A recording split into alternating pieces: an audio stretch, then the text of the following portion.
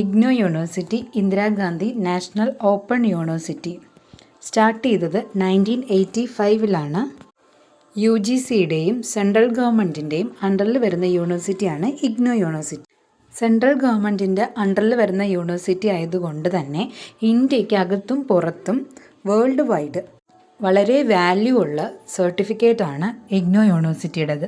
Private universities വെച്ച് നോക്കുമ്പോൾ central ഗവൺമെൻറ്റിൻ്റെ അണ്ടറിൽ വരുന്ന ഇഗ്നോ യൂണിവേഴ്സിറ്റിക്ക് വേൾഡ് വൈഡ് വാല്യൂ ഉള്ള സർട്ടിഫിക്കറ്റാണ്. ഇഗ്നോ യൂണിവേഴ്സിറ്റി പ്രവർത്തിക്കുന്നത് 3 ലെവലുകളായിട്ടാണ്. അതായത് IGNOU university at Delhi, then coming to the regional centres. അതായത് കേരളത്തിൽ നമുക്ക് 3 റീജിയണൽ സെൻറ്റേഴ്സാണുള്ളത്. റീജിയണൽ സെൻറ്റേഴ്സിൻ്റെ അണ്ടറിലാണ് സ്റ്റഡി സെൻറ്റർ വരുന്നത്. കേരളത്തിലെ റീജിയണൽ സെൻറ്റേഴ്സ് എന്ന് പറയുന്നത് കൊച്ചി, വടകര, തിരുവനന്തപുരം. അതിന് അണ്ടറിലാണ് സ്റ്റഡി സെൻറ്റേഴ്സ് വരുന്നത്. നമുക്ക് ഡയറക്റ്റ് കണക്ഷൻ വരുന്നത് സ്റ്റഡി സെൻറ്റേഴ്സുമായിട്ടാണ്. അതായത് ഇഗ്നോയിൽ പഠിക്കുന്ന സ്റ്റുഡൻസിന് ഇൻട്രാക്ഷൻ വരുന്നത് സ്റ്റഡി സെൻറ്റേഴ്സുമായിട്ടാണ്. അതായത് നമ്മൾ അസൈൻമെൻറ്റ് സബ്മിറ്റ് ചെയ്യാൻ പോകുന്നതും എക്സാം എഴുതാൻ പോകുന്നതും എല്ലാം സ്റ്റഡി സെൻറ്റേഴ്സിലായിരിക്കും. അതിന് മുകളിൽ വരുന്നതാണ് റീജിയണൽ സെൻറ്റർ. റീജിയണൽ സെൻറ്റേഴ്സിൻ്റെ മുകളിലാണ് നമ്മുടെ യൂണിവേഴ്സിറ്റി. അഡ്മിഷൻ സൈക്കിൾസിനെ കുറിച്ച് പറയുകയാണെങ്കിൽ ഇയർലി 2 സൈക്കിൾസ് ഓഫ് അഡ്മിഷൻസ് ആണ് ഉള്ളത്. അതായത് ജാനുവരി സൈക്കിളും അതുപോലെ ജൂലൈ സൈക്കിളും. ഇപ്പോൾ ജൂലൈ സൈക്കിൾ ആരംഭിച്ചിട്ടുണ്ട്. ജൂലൈ 15 വരെയാണ് അഡ്മിഷൻ ഓപ്പൺ ആയിട്ടുള്ളത്. U G, P G diploma ഒക്കെ ചെയ്യാൻ താല്പര്യമുള്ളവർ ഇപ്പോൾ തന്നെ അഡ്മിഷൻ എടുക്കാനായിട്ട് ശ്രമിക്കുക. ജൂലൈ സൈക്കിളിൽ അഡ്മിഷൻ എടുക്കാൻ ആഗ്രഹിക്കുന്നവർ ശ്രദ്ധിക്കുക. ജൂലൈ 15, 2025 വരെയാണ് അഡ്മിഷൻ ഓപ്പൺ ആയിട്ടുള്ളത്. അഡ്മിഷൻ എടുക്കുന്നവർ ശ്രദ്ധിക്കേണ്ട കാര്യം, അഡ്മിഷൻ എടുത്തതിന് ശേഷം പേയ്മെൻറ്റ് കറക്റ്റായിട്ടാണോ ചെയ്തിരിക്കുന്നതെന്ന് ശ്രദ്ധിക്കുക. അതുപോലെ കൺഫർമേഷൻ, അഡ്മിഷൻ എടുത്ത് 2 ആഴ്ചയ്ക്കുള്ളിൽ നമ്മുടെ മെയിലിലേക്ക് ഒരു കൺഫർമേഷൻ മെസ്സേജ് വരും. അത് വരുന്നുണ്ടോ എന്ന് ശ്രദ്ധിക്കുക.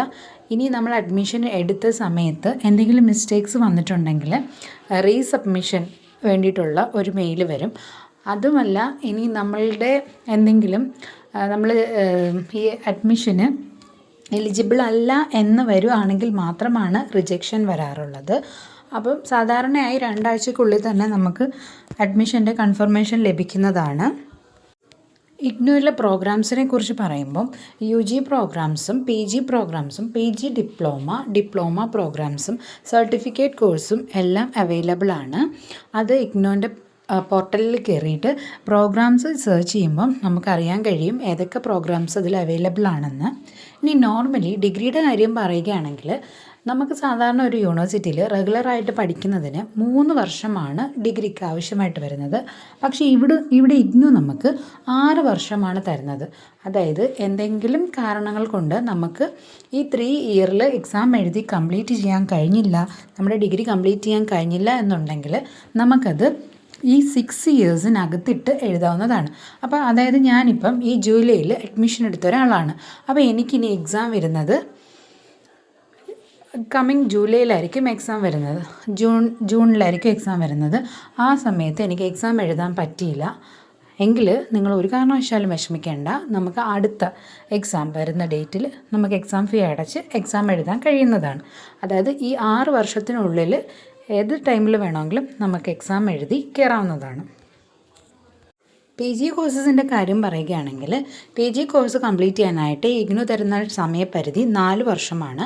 Normal P G course complete ചെയ്യാൻ 2 വർഷമാണ് യൂണിവേഴ്സിറ്റീസ് കൊടുക്കാറുള്ളത്. പക്ഷേ ഇഗ്നോ നമുക്ക് 4 വർഷമാണ് തരുന്നത്. എന്തെങ്കിലും കാരണങ്ങൾ കൊണ്ട് നമ്മൾക്ക് എക്സാം എഴുതാൻ പറ്റാതെ വരികയാണെങ്കിൽ ഈ 4 വർഷത്തിനുള്ളിൽ ടോട്ടൽ എക്സാമുകൾ എഴുതി തീർത്ത് നമുക്ക് കോഴ്സ് കംപ്ലീറ്റ് ചെയ്യാവുന്നതാണ്.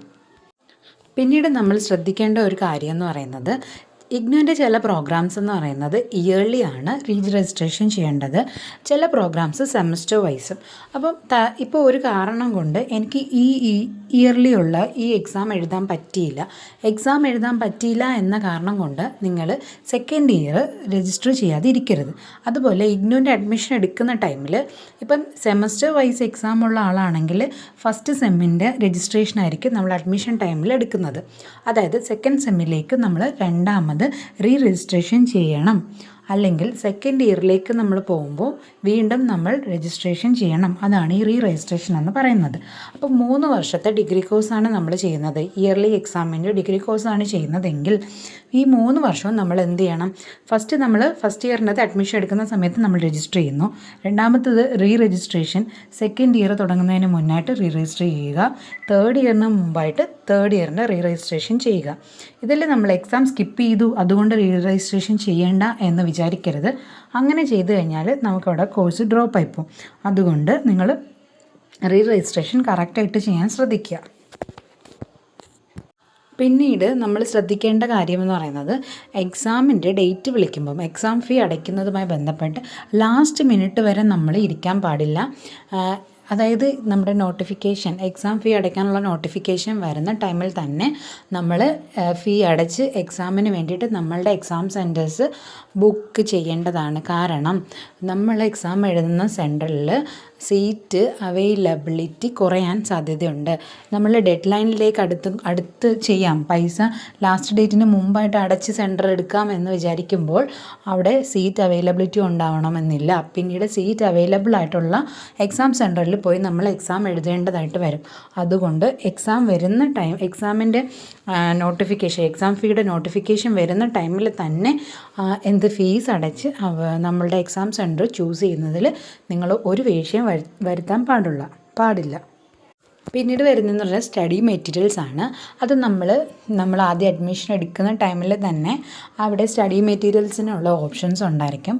അതായത് നമുക്ക് കൊറിയറായിട്ട് ടെക്സ്റ്റ് ബുക്ക് അയച്ചു തരുന്ന ഒരു ഓപ്ഷനുമുണ്ട്. അതുപോലെ നമുക്ക് PDF കിട്ടുന്ന ഒരു ഓപ്ഷനുമുണ്ട്. അപ്പോൾ ഇതിൽ നമ്മൾ ടെക്സ്റ്റ് ബുക്ക് വാങ്ങുകയാണെങ്കിൽ കുറച്ച് ഫീസ് അധികമാണ്. നമ്മൾ PDF വാങ്ങിയാണെങ്കിൽ കുറച്ച് ഫീസ് കുറവാണ്. അത് നിങ്ങൾക്ക് കൺവീനിയൻ്റ് ആയിട്ടുള്ള രീതിയിൽ നിങ്ങൾക്ക് അതിന് അഡ്മിഷൻ്റെ ടൈമിൽ അപ്ലൈ ചെയ്യാം. പിന്നീട് വരുന്നതെന്ന് പറഞ്ഞാൽ അസൈൻമെൻറ്റ്സ് ആണ്. അസൈൻമെൻറ്റ് എന്ന് പറയുന്നത് പ്രോപ്പറായിട്ട് എക്സാമിന് മുന്നേ തന്നെ വെക്കാനായിട്ട് ശ്രദ്ധിക്കുക. അസൈൻമെൻറ്റ് ക്വസ്റ്റ്യൻസ് ഇഗ്നുവിൻ്റെ സൈറ്റിൽ നിന്ന് നമുക്ക് ഡൗൺലോഡ് ചെയ്തെടുക്കാവുന്നതാണ്. ഇഗ്നുവിൻ്റെ സ്റ്റഡി മെറ്റീരിയൽസ് വായിച്ച് നമുക്ക് നമ്മുടേതായ രീതിയിൽ അസൈൻമെൻറ്റ്സ് എഴുതാൻ സാധിക്കും. അങ്ങനെയാണ് ഇഗ്നുവിൻ്റെ ഒരു അഡ്മിഷനും അതിലുള്ള പഠനവും മുമ്പോട്ട് പോകുന്നത്. ഞാൻ പറഞ്ഞ കാര്യങ്ങളിൽ എന്തെങ്കിലും സംശയങ്ങളുണ്ടെങ്കിൽ നിങ്ങൾക്ക് താഴെ കമൻ്റായിട്ട് ചോദിക്കാവുന്നതാണ്. ഓക്കെ, വീഡിയോ ഇഷ്ടമായാൽ ലൈക്ക് ചെയ്യാനും സബ്സ്ക്രൈബ് ചെയ്യാനും ഷെയർ ചെയ്യാനും മറക്കരുത്. താങ്ക്